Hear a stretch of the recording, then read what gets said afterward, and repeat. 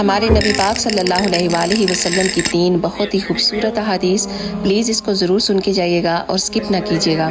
آپ صلی اللہ علیہ وآلہ وسلم نے ارشاد فرمایا کہ اپنی نماز میں اپنی موت کو یاد کیا کرو، کیونکہ جب آدمی اپنی نماز میں اپنی موت کو یاد کرتا ہے نا تو وہ پھر بہتر انداز میں اپنی نماز کو ادا کرتا ہے۔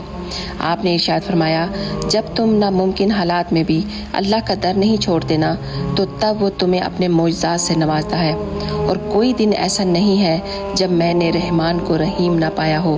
کسی نے پوچھا یا رسول اللہ اسلام کا سب سے بہترین عمل کون سا ہے؟ تو آپ نے ارشاد فرمایا کھانا کھلانا اور مسلمان کو سلام کرنا، ہاں تم اس کو جانتے ہو یا پھر نہیں۔ سبحان اللہ۔ آپ نے ارشاد فرمایا جو کوئی میری حدیث کو سنے اور اسے ویسے ہی آگے پہنچا دے تو اس پر قیامت کے دن میری شفاعت واجب ہو جائے گی۔ جزاک اللہ خیر۔